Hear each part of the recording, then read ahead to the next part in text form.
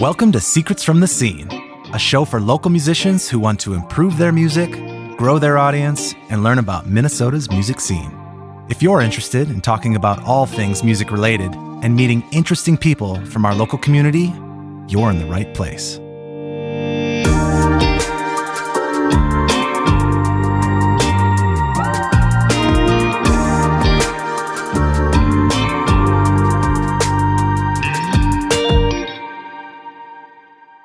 Welcome to Secrets from the Scene. If this is your first time joining us, thanks for stopping by and listening. Typically, the show is hosted by the one and only Steven Helvig, but he's gone today, so I'm taking over. My name is Max Greene. I work here at the studio at Helvig Productions. I'm an audio engineer and producer, and I also help with the podcasts by running the social media accounts. Today's topic is balance, and our guest is the one and only legendary Steve Goold. Steve is a drummer. He's played with people you may or may not have heard of. These acts that he's played with: Sara Bareilles, Owl City, Ben Rector, Matt Kearney, Cody Fry, Corey Wong. Those are just a couple of the people that he's played with, legendary artists that he's played with, but he's toured around the world. He's done a ton of session work and played on a bunch of different records and stuff. If you're a drummer, you've definitely heard of Drumeo, which is the biggest online drum lesson platform that there is. He's done a lesson on Drumeo. If you're a drummer or in a band with a drummer, they've definitely used or seen one of these. This is the big fat snare drum, Steve's Donut, that big fat snare drum made from Steve's idea. So Steve's had a very impressive career, and not only is he a professional drummer that's toured the world and played with huge acts, he also is a husband and a father and has friendships and relationships and a personal life. And so I really want to dive in and discuss the topic of balance. How do you balance touring and doing this crazy career that is so time intensive and so mentally involved, and you have to be all in, and it's a lifestyle? How do you balance that with then your family and relationships and your home life and mental health and all that kind of stuff? So without further ado, please welcome our guest, Mr. Steve Goold.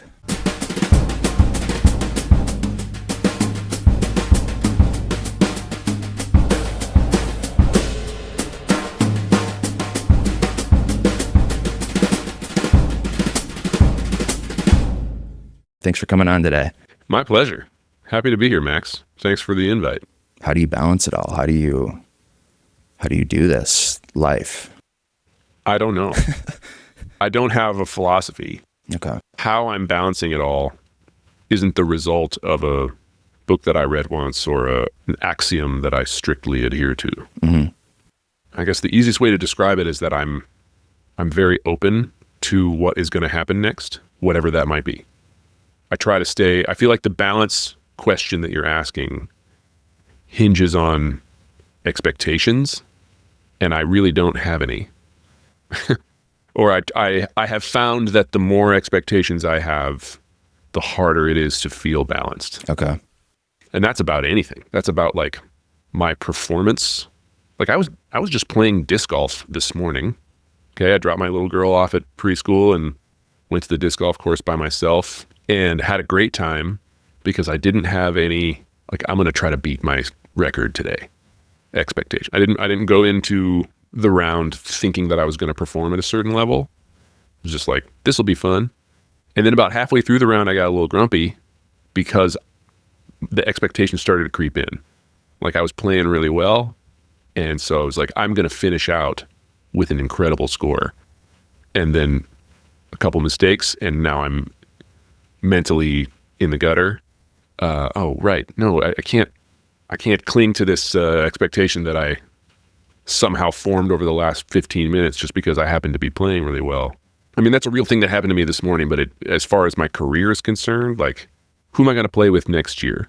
Who's going to hire me? What level are they going to be at? How many days am I going to be away from home? How many important events are going to transpire that I will prioritize over work or prioritize work over the event? Mm-hmm.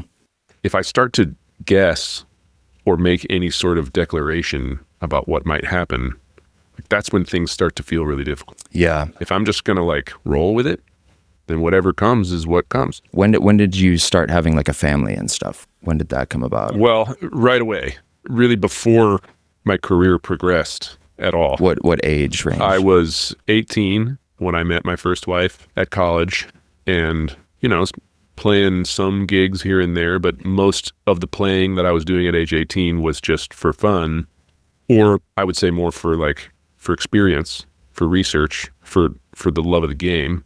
Over the course of college, I started to get, a few opportunities to get paid to play, but not very many. I developed a roster of private lesson students, which is something that has actually really sustained my career at various points. Because, early on in my early 20s, I don't have any name recognition, and I don't have the ability to garner high-paying gigs of any kind. Like any gig that pays any money at all, it's like, oh, that's exciting, but what am I going to do to pay my bills? Even when I'm in college and I just have like a car payment or something, so teaching lessons became a big part of that. When I graduated from college in 2002 at age 22, I got married a month later. Okay. Like, luckily I had a full-time teaching schedule. Yeah, I mean, I call it full-time. I guess I had, more free time at that point in my life than at any other point. But I was playing in a cover band and teaching lessons and just kind of making it work. We had our first kid 2 years later.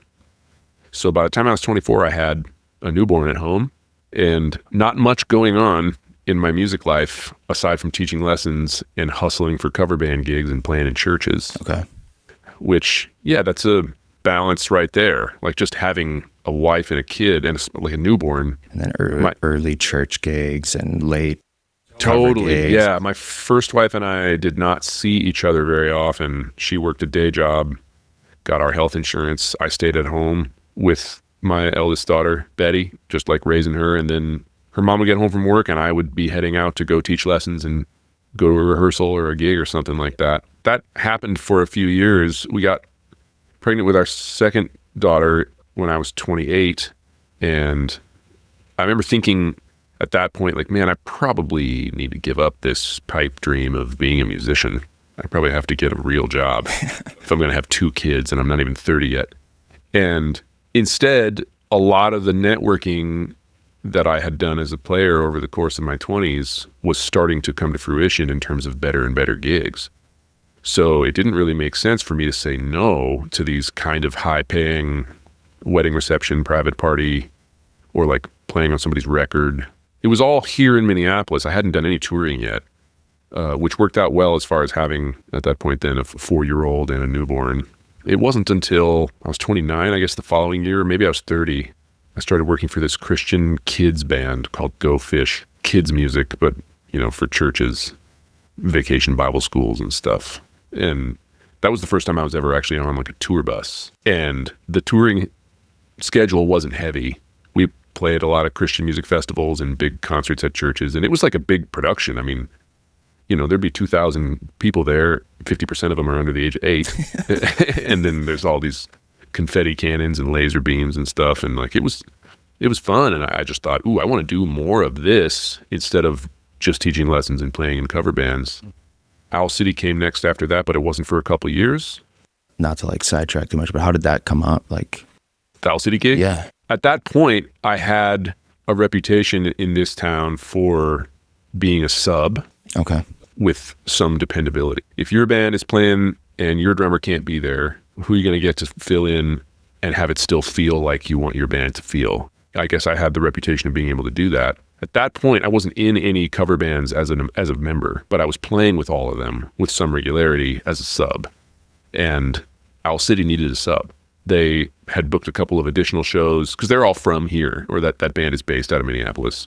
And they had a couple shows come up after a tour, and the drummer that had been on the tour was unavailable. So they reached out to me just kind of on that reputation as a sub. That was exciting. Felt like, a next step. But yeah, I had a 6-year-old and a 2-year-old, I think, or 7 and 2 at that point. They're about 4.5 years apart. So it's not an invitation to go on a world tour for a year. It was an invitation to just do these 2 shows. And I was like, all right, then I'll have that under your belt resume feather in my cap, And after those shows happened and went well, then I got the invitation to actually be in the band for the next record cycle, which was like a year and a half of heavy touring. And honestly, I was about to say no. I thought, I don't think I can do this from a scheduling, parenting, family perspective. I had, been full-time as a musician for a decade, but only teaching lessons and playing local gigs. And this kind of travel, though it looked appealing to me, I had this, I guess, to go back to what I said earlier, expectation that wasn't allowed. But before I replied to the email saying thanks, but no thanks, I asked my then wife about it, and she was like, I think that's a good idea. And I talked to my parents, and they were in favor. They were, supportive. I talked to a couple of other folks I looked up to, and the answer I got from everyone was, this is probably your path. Then it was like, okay, well, all right, let's try it. That was one of those like really paradigm shifting moments where I realized the story that I was telling myself about what was going to happen wasn't an accurate reflection of what was going to happen. It was just a story I was telling myself. And other people allowed me to see a bigger reality than just the little narrative that I was clinging to. Like, oh, I can't, that's too much travel. I can't do that. And everybody's like, no, you probably can. I'm like, oh, you're right. I probably can. And then it went great. There were, of course, difficult things involved with that, schedule-wise, travel-wise, but life is full of difficult things. My now wife and I tell each other all the time, there are no solutions. There are just trade-offs. To remember that means that you're choosing, knowingly, consciously choosing this set of problems because I'm inspired, maybe even, I feel prepared, and I'm maybe even inspired to tackle these problems. I'm going to try to solve them. I'm not choosing a path where I think there are no problems. Such a path doesn't exist. And over the course of that first heavy traveling year with Owl City, I learned how to tackle the problems that come along with that. One of the ways we tackled that at the time was to spend that extra little bit of money and effort to book travel for the family to come out and see me when I'm in a cool city on tour.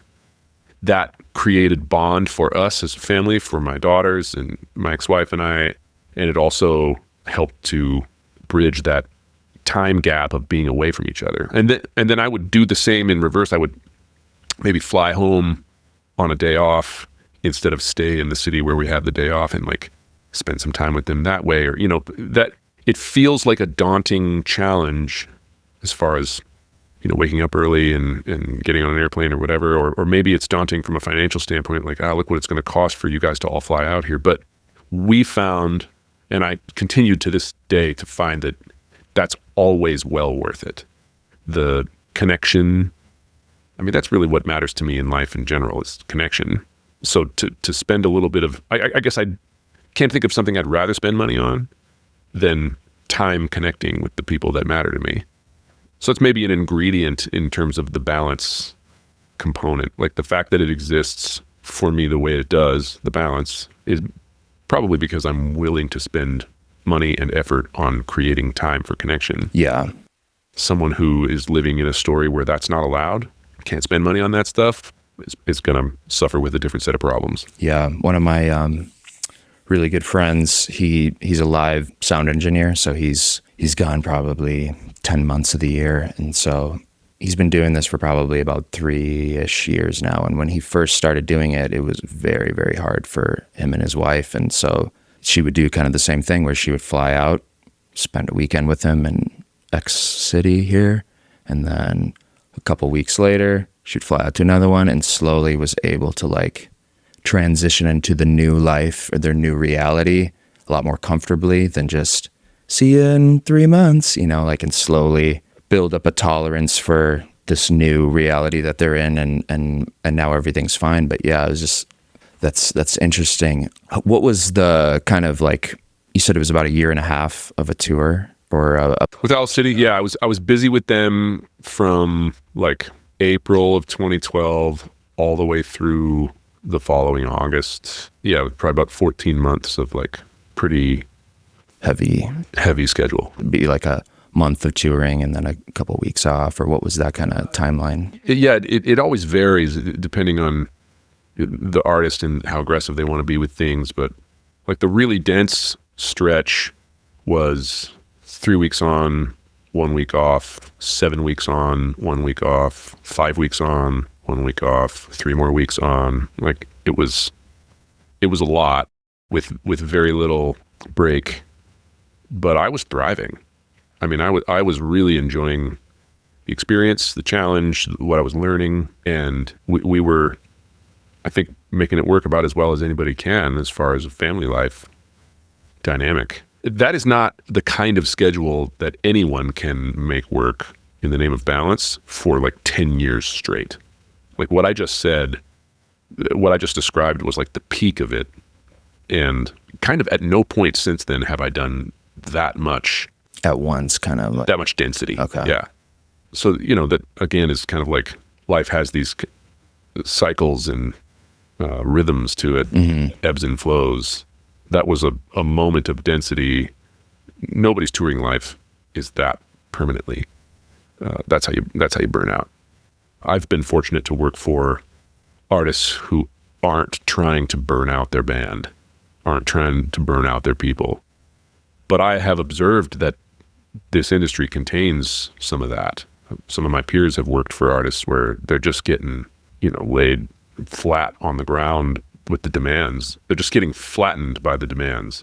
And there's no concern for their well-being on the part of their employers. That's maybe another ingredient to the overarching balance question and the balance that I feel in my life is that I have worked for great people. You know, I would like to take credit for being able to identify them as great people and choosing to work for great people, but that's not actually how that goes. Like I have just been afforded by luck or whatever process. I've had great people ask me to be in their bands.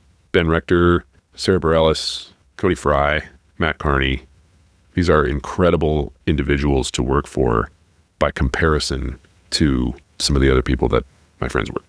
So I am very thankful for that. And I recognize that that's part of what makes this life work for me. And I can see some of my friends who are working for less desirable situations and the way it taxes them. And I think you should probably quit that. In fact, I will give my wife, Misty, a shout out for she was working with Sam Smith. Oh, wow. A couple years ago.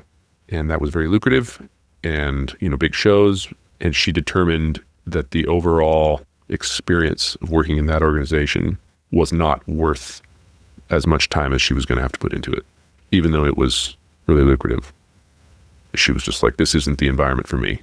And I think part of that is that we had just had a baby together, but also Misty and I were in Sara Bareilles' band together. That's how I met her. Okay. And Sara is an incredible leader and person to work for. As far as like caring about the well-being of her band and crew, there's kind of no one above her. Like she's kind of at the top of the food chain when it comes to the experience that you can have working for an artist. And Misty and I had both, you know, tasted that, what that was like. Yeah. And then Misty's working for Sam Smith and she's like, nope. I mean, Sam gets to decide to be however Sam wants to be, and Misty gets to decide if she wants to be part of it. And I have not been in really any situations where I was like, you know what, this is not for me, I'm going to bail. But if I were, that would be an important part of staying in balance, just recognizing when a situation is not positive enough to warrant continued effort. Did your wife ever talk about, like, was she torn, like, I'm playing with Sam Smith, like that's a dream? Absolutely. Like if it were me, I'd be like, God, how do I turn this down or back away from this? But then also you're torn because like now, like you said, you have a new baby at home. So it's like, what do I, and then once you make a decision, how do you make the decision and just, this is for the best, you know? Yeah, she's still sometimes, I can't believe I actually chose to quit that gig. What, you know, I'm really proud of her for doing it. And so are all of the people in her life. But yeah, she was torn up about it. Yeah. And I think going back to that, like, stories we tell ourselves thing, it's a big part of it. We had gotten married in 2021. Stevie was also born in 2021. She got that gig in 2022. She's a different person in 2022 because now she's married and she has a kid than she was in like pre-pandemic times. And she even said, 2019 me would have tolerated being treated this way and I wouldn't have quit the gig because the identity that she was carrying around, this is the story that we tell ourselves, our identity. Who do you think you are?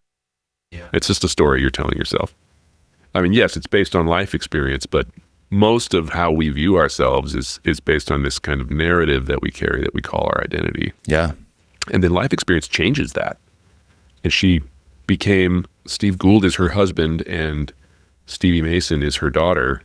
And that informed the story she was telling herself about who she is in a way where she's like, I'm not going to tolerate a gig like this. And yeah, it tore her up as far as the way that current new, like that new identity that she had kind of like conflicted with the previous identity, and that leaves a lot of tension. But she, I think, chose wisely based on the new version of her, the present version, not the past version. You know, the past version doesn't exist. The present version is maybe different than you thought it was going to be. It goes back to what I was saying earlier. Like I don't know what's going to happen next year. For me to make decisions about what I think is going to happen is me making declarations that's based on now me, and a new me might emerge between now and then. A guy I pay a lot of attention to, Alan Watts, he has a quote, you are under no obligation to be the same person you were 5 minutes ago. He's not promoting reckless careening around, bouncing off of life's experience immaturity, but rather just reflect on why you're making the decision that you're making right now. Is it because you're trying to maintain the identity that you were before, which doesn't need to be maintained? Perhaps you can just move into a new version of yourself. That has happened to me. When I look back on I'm 45. So when I look back on my 25 years of being a professional musician, about every 5 years, a new version of me emerged without any prior choosing of that. I wasn't planning on that. I think 25-year-old me expected to be that version of me forever. And then whether that's musical inspiration or the kinds of things I'm playing, or maybe it's where I'm living or the kinds of people I'm hanging out with or the kinds of ideas that I'm investing in, it's always evolving. And to then kind of go into the future with that awareness that evolution is just going to occur. I don't have to worry about it.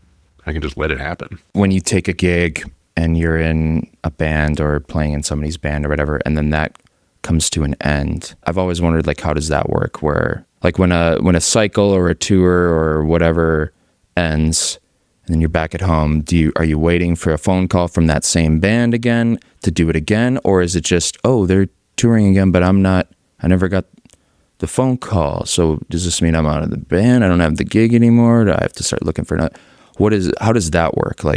I realize that I'm in a profession that is much more unpredictable than typical professions. So that's maybe why I'm even preaching all of this openness. It's because I've just kind of been forced to live in it. But what you were just describing, you get home from a tour, I never know what's going to happen next. The relationship with Owl City ended because, the professional relationship. I mean, I'm still friends with Adam, the guy who calls himself Owl City, but the professional relationship ended because I accepted opportunity to work with Sara. And there was just enough conflict between the two. Yeah, that Owl City was like, all right, we're gonna have to find a new drummer instead of finding a sub for this. If you're gonna sub out this many dates, we're just gonna find a different guy. It's like, okay, that's me choosing to move to a different camp. Gotcha.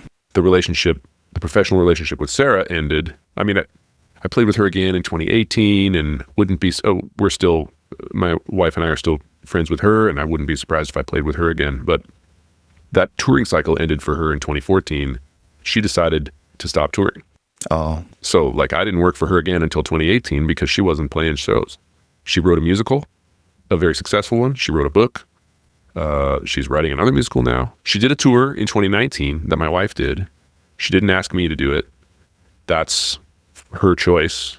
That amount of time, the tour I did with her ending in 2014, and then her next tour is in 2019. Nobody really expects loyalty to the band members over a 5-year dry spell. Yeah. It's maybe she's got a new drummer because he's way better than me. He was. Charlie Drayton is the guy who did that tour, and he's incredible. Maybe she's got a new drummer because he lives in New York where she lives and I don't. There's any number of factors. That was how the relationship with Ben Rector, again, I'm still friends with him, but I was living in Phoenix and he said, I really want my band to be based out of Nashville. so I'm going to use a Nashville guy unless you plan on moving here anytime soon. I'm like, no, I'm not. So that, that's not like a you're fired or like I'm not playing shows anymore, so sorry, the work dried up. It's like this is specifics on where we're located. I've worked for Matt Carney the longest of anyone that I've worked for. I started working for him in 2018 and still do. I'm the MD now. He really prioritizes me, which is something that I appreciate. And as such, I prioritize him. He has basically just decided that even though I don't live in Nashville where he lives, he wants me to be in the band and he's going to keep me there. So when there was a moment in 2022 when he had a record cycle coming up that no one had told me about. And I saw on his social media that he's got a tour planned. No one has told me about it. I'm thinking, well, maybe he's going to use a different drummer now. Because that's how that would go for a lot of people. That's a lot of people's story. My wife included. She was in the band Borns for a little while and then like saw that there was a tour coming up and no one had told her. It was like, oh, I guess I'm out. Jeez. This is how it works. Yeah. Which is why it's so unproductive to try to grasp at something. And, it's like you just got to be open-handed. Done at any moment. Yeah. I had this touring cycle with Matt that I was aware of occurring and no one had told me. And then the band Johnny Swim, Abner from Johnny Swim reached out and asked me to do their tour. I was like, yeah, I'll do it. And Abner and Matt were roommates at one point. And so Abner called Matt just to kind of like do a little research on me. He's like, hey, I've heard this guy, Steve, his name, people say, X and Y about him and he's available for this tour. And is there anything I should know about the times that you've worked with him? And Matt was like, well, other than that, he's my drummer and I'm going to be using him during that time. And Abner was like, oh, he said he was free. And Matt realized he hadn't communicated to me that he was just kind of assuming I would be on everything that he does, which we've now like spoken about explicitly. It's like, yeah, you're the guy. I'm like, great, I'll be the guy. That's nice to know that I might not get backdoor replaced or whatever. But as soon as Matt decides that, hey man, I don't want to be on the road anymore, then I'll look for other work, and there are like basically any tour that I do when I get done with it, I wonder if I'll see these people again. Not because we're mad at each other or any other variable other than just the unpredictability of this industry. Yeah. And I have lived with that sensation now for 15 years of touring. And I'm accustomed to it. Yeah, and it could probably kind of like mentally then prepare you to like not be let down if something changes or a new path comes. You're just open to it mentally. Yes. And that's the expectations thing I was talking about. I'm not expecting to see these people for another tour next month. Neither am I opposed to it. We'll see how this goes. How does the scheduling then work? Like you're just waiting and hey, we've got a tour booked for this month and this month. Can you do it, yay or nay? Or how much time advance do they usually give you? And then if you do agree to something, I guess it's kind of a two-part question. If you do then agree to do that, then what do you do like with your wife? Like, hey, I'm going to be gone July and September. You got the kid? See it? Because like, what if she has a tour going on or... That's exactly what has happened a few times and is happening this September. Lord Huron, the band she's in, is going to be out that whole month, and I've got a 3-week run with Matt. It's part of why we moved. We were living in LA when our daughter Stevie was born, and we moved back here because my mother and my sister live here from when I lived here before. And they have been really instrumental in helping with childcare when Misty and I are both gone at the same time. Okay. But we have also been creative in finding other childcare options, including bringing Stevie with us. So on a number of occasions, I have just brought her with me. And that's left over from my experience in my 20s, teaching lessons and playing gigs around town with a toddler at home. When I was 26 and really hustling, Betty was 2 and she was just tagging along. And I had made it work. Not because I had read a book about that, like I said, but just because it was what needed to happen. And that taught me a lot about, the situation can just kind of be whatever you need it to be. Obviously within reason. If it's raining and you need it to not rain, like too bad. But like, hey, I don't have childcare, but my kid, I guess she'll just come with me and we'll just see how that goes. And I'm not going to tell myself that it isn't going to work. I'm just going to try it. And we've done that with Stevie. We actually did a tour together. For my wife has her own music that she makes under her name, Misty Voice, and we took Stevie to Europe for a 3-week tour of Misty's stuff. I'm playing drums and synth bass at the same time. Misty's singing and playing keys, and Misty's manager came along as kind of like childcare help, but it was just the 4 of us in a van driving around Europe for 3 weeks, and it was a lot of work, but it was so killer. Like, I have such great memories from that trip, and I'm glad we didn't tell ourselves ahead of time that it was going to be easy, because it wasn't. And I'm glad we didn't tell ourselves that we couldn't do it, because we could, and we did. And it was great. Yeah. I think that kind of like mental thing can like deter people away from certain opportunities, or like what you were saying, like that story that you have in your mind where like, oh, well, this obviously can't work because X, Y, and Z. And so I'm just going to say no, instead of like, actually, I don't know how it's going to work, but it can work, and we're just going to do it, figure it out, and it's just going to kind of happen how it happens. And yep. So the difference between what I'm telling myself about what the future is going to look like versus what the future actually ends up looking like can sometimes be as vast as you can imagine. The difference is just like polar opposites. I'm telling myself it's going to be this, and it turns out to be that. And to see how often that has occurred in my life just makes me, oh, right, I'd have no choice but to be open, because whatever it is I'm clinging to could just be taken from me anyway. And I feel like this career path has helped me to make that discovery or realization or conclusion about reality itself on all of these other levels aside from my career. The way that I interact with relationships, family members, loved ones, finances, or even like the geopolitical landscape or the weather. Like what am I telling myself is going to happen versus what's actually going to happen? I guess I'll just try to be relaxed about it. Now, I'm not saying that that's an area in which I 10 out of 10 am always relaxed. Like, sometimes I get a little stressed, and honestly, the most stressful moments these days are what you described earlier, where there's a work opportunity for me and a work opportunity for Misty at the same time, and we have to negotiate the scheduling challenges that come with that. But it's, like I said earlier, those are the kinds of difficulties that I'm excited and inspired to try and navigate. I'm going to try to, I'm excited to solve these problems, as opposed to getting a job that is more predictable and mundane, and then trying to solve the problem of quelling my kind of like yearning for adventure and inspiration that I don't know how to satiate anymore because I have this like day job. That would be a totally different problem, and I'm not at all interested in trying to solve that one. Yeah, that's been kind of the same thing for me, is just like, I'd much rather do the thing that I want to do and work the wild hours and have the ups and downs and inconsistencies here or there, instead of just do something that I absolutely hate.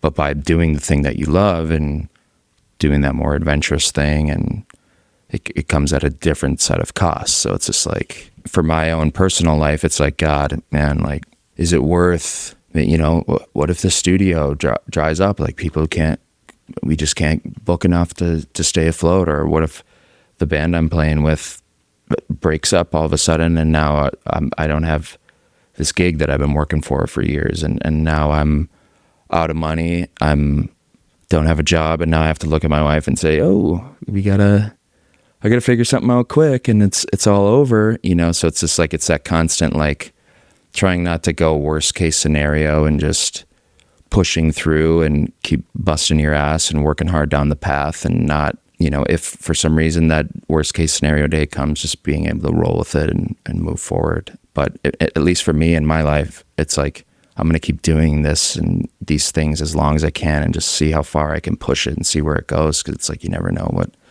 what can happen and what cool opportunities or people and places you can go and meet and that kind of stuff. So I think knowing oneself and trusting oneself are just so tied up in what you're describing. Yeah. Like if you know that this kind of thing over here is going to really drain you so much so that the large pile of money they're offering you to go do that thing, you're like, that's not going to be worth it, because that's going to tax me and tear me down. You can only make that kind of decision if you know yourself. Mm-hmm. if you know that this activity is going to drain you. This thing over here, though, it's going to really inspire me. And I think I'll continue doing it, even though it's going to cost me this in terms of financial predictability or schedule predictability or whatever. But I know it's going to inspire me. That feels worth it. And I trust myself to handle the challenges that come up and not just completely Fall melt. apart. Yeah. Dissolve, to not know yourself or to not trust yourself. I would imagine that balance of any kind at that point would be just totally elusive. Have you ever experienced when you're on the road, maybe something happens at home, like something with a family member or whatever, and you're gone and you're not able to be there and deal with it, or, somebody close to you passes away or something, or a birthday happens that's special for a child, one of your kids, and you're not able to be there, or your wedding anniversary or whatever. How do you balance that? Have you ever had to experience that? What is that like? I've definitely experienced that. I've also avoided it a few times without having, I didn't structure the situation just so that I could get out from under, like that. I didn't do a Ben Rector tour. The first tour that I didn't do with him because he was like, I just need my band to be based out of Nashville. When I saw the tour routing that they were doing without me, I was kind of like, oh, bummer. That would have been a fun thing to do. And then my father passed away, like really unexpectedly. And I was able to not just be there right away to be with my mother and sister. At the time I was living in Phoenix and my family was from here in Minneapolis. I was able to be in Minneapolis immediately, but I was also able to stay for 2 weeks and just be with my mom and help with the planning of the memorial and just all of the subsequent dominoes from a big unexpected turn of events like that, whether that's grief or just logistics. I was able to handle all of that, and I would not have been able to if I had been in the middle of a tour. Mm-hmm. And I was just kind of like, ooh, that worked out great. Yeah. Like, despite my disappointment to not do the tour, actually best case scenario for me to not be on the road right then. And then when we were in Germany, on that tour I mentioned where Misty and I brought Stevie over to Europe to play her music, my oldest daughter Betty had her senior night for the volleyball team. She was graduating that year. I didn't miss her graduation or anything, but I missed the night where they honor the seniors. She had done volleyball for all of her high school, and she expressed that it didn't feel right to her for me to not be there. And, I apologized. I'm sorry, honey. We had already made the plan for this trip. And she was like, I know, but I'm just saying there's going to be a senior night in the spring for basketball. Can you be there for that? Mm-hmm. And yep, I can be. That kind of thing, it's interesting. The people who are close to me in my life, they understand what I do and they understand the pros and cons of it. My cousin, I'm going to have to miss my cousin's wedding. He's getting remarried in July later this month. And I'm going to be on this tour with Matt. But we didn't know, they hadn't set the date for that wedding until after I'd already committed to the tour. And so when they told us, hey, the wedding's going to happen this time, I'm sorry, I'm going to be on the road right then. And my cousin's like, it's okay, I understand. Yeah. Right? I said no to a different tour in October because of another close friend's wedding that I already knew about. And that was actually there was a couple reasons why that tour was maybe going to be not ideal. And then finding out that it would mean I would miss this wedding, I'm going to say no to the tour then. It's just a cost benefit analysis. And then the additional component of people understanding. And you know what? Not everybody is going to understand. And so there have been points where I have let somebody down and I've said to myself, I need to learn from this and recalibrate decisions like this in the future. There have been other points where I've let somebody down and I've been like, I'm pretty sure that's on them. Like the story that they're telling themselves and the expectation that they're setting on me. Mm-hmm. And I don't accept it. Like the expectation that you're making in your mind for me, I am not beholden to. That is a thing that you are doing. And when that creates a disappointment in you, I'm just going to let you deal with that. Yeah. And that again, feels like an open-handedness issue. Have you ever heard of the book, The Subtle Art of Not Giving a Fuck? No, I don't think so. This guy named Mark Manson. Okay. And he describes in it that you only have X amount of fucks to give, so to speak, X amount of fuel for caring about things. And society is structured such that everybody is vying for your care. Everybody wants you to give a fuck about their thing. And there's not enough fuel for that. If you allow other people to tell you what to care about, you're going to spend what fuel you do have on something that you might not actually care about. And then here comes the thing you actually care about, and you got no gas in the tank for that. So the subtle art is learning how to take society's messaging of like, care about this, and be like, thank you, but I don't accept. I don't care. Not because I don't like you or because I am trying to prove a point, but because I am reserving the for amount what of I do fucks to care give. about. Yes. Yeah. I'm going to make, because I give a fuck about this and this and this. And that's my choice. And I'm going to make sure that I protect the ability to do that. Mm-hmm. And so I'm going to have to say no to this invitation over here. And then this person's like, I'm so upset. I'm like, I'll let you work that out with yourself. Yeah, I need to read that book. It's basically Buddhism 101, but just phrased differently and more provocative, selling books, American language. Yeah. Well, sick. I think we've covered a lot of the questions that I had about balance and stuff. A couple more things and then I'll let you go. I am really curious about the Drumeo thing. Like, what about it? Because I remember when I first started playing drums when I was like 13, and there was the main guy, his name's Jared, right? Yeah. He had it was before Drumeo, but he had like onlinedrumlessons.com. Hi, I'm Jared Falk, and welcome to the rock drumming section of freedrumlessons.com. And it was like the first like YouTube video that was like, wow, this is fully produced. This is like in a studio, multicam. This is like high quality, and it's like good host. He walked you through like the basic stuff.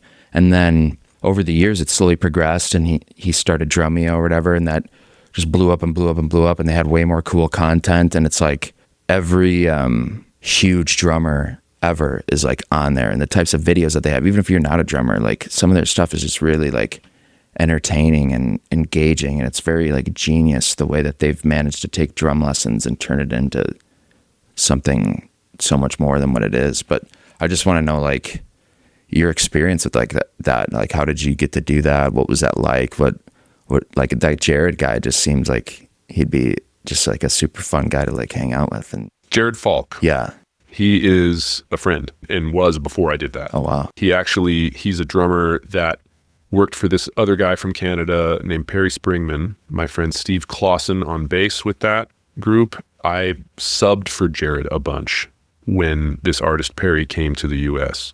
This would have been in my late 20s when I was still, trying to make things work, kind of piecemealing a career based out of Minneapolis. Got to know them and then did some gigs with Perry in Canada when Jared wasn't available. Jared found out that I was going to be there doing these gigs with Perry, and he was like, man, I'm running this drum lesson website. Maybe you've heard of it, Drumeo. Can I get you to swing over and do a session with us before you leave? Like, it was like with 2 days notice. Like, actually, I don't have to be at the airport until 2 p.m. on this day, so I could come by that morning. He's like, perfect. So it was very spontaneous. He just found out that I happened to be in town. But we had like interacted a few times in the past because I was playing with this guy that he also played with sometimes. So then I go to the studio and I realized like, whoa, because I didn't really know what Drumeo was about. I just had heard of it. And it was, production level was way through the roof, and it was really something.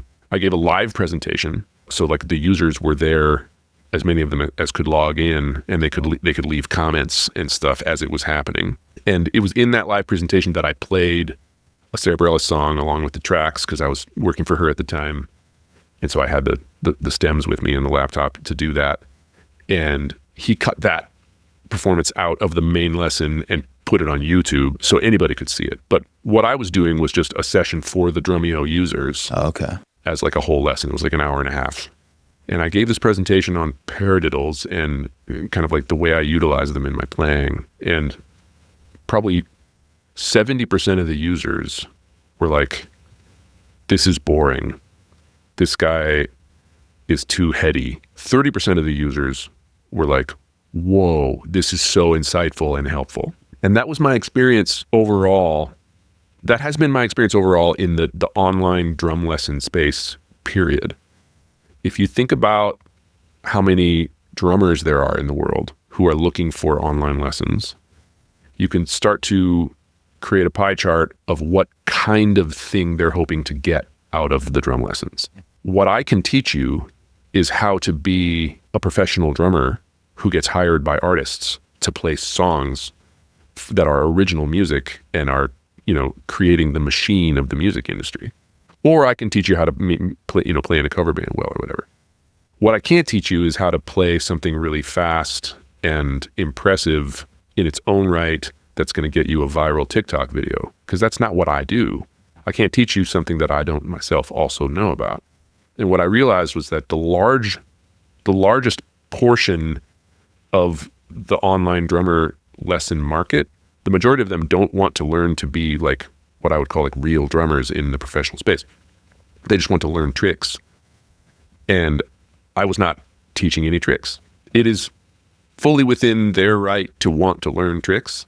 And it is therefore, I am unable to deliver what it is that they're looking for. But that experience was maybe the first time that I realized like, oh, I can adjust the content that I'm bringing to the table to cater to the larger portion of the market. Mm-hmm. Or I can continue to teach what I know and what I more or less believe in and just accept that only 3 out of every 10 drummers are going to care. And that has kind of been my method ever since. You've kind of done that where like you have your own online lessons thing where that maybe that's more of the drum like specific kind of stuff. But then there even is like more than that too. Like the way that some of your like live presentation kind of video things where you're talking more and like more of the mindset and that kind of stuff. And then like your social medias where it's a little bit more entertaining maybe. You do a lot of the Q&As that aren't necessarily, here's a paradiddle, flatadiddle. It's more of like, just ask me some questions and more of like the behind the scenes stuff or just like the vloggy type stuff. So yeah, so you've kind of have a hand in both buckets, I feel like. I've heard it said that it's important to be the truest version of yourself so that the people who are looking for you can find you. If I try to be the online drummer guy who does this and this and this, and those things get more traffic, but they're not really me, then even the traffic that I'm getting from those things is not going to be sincere connection.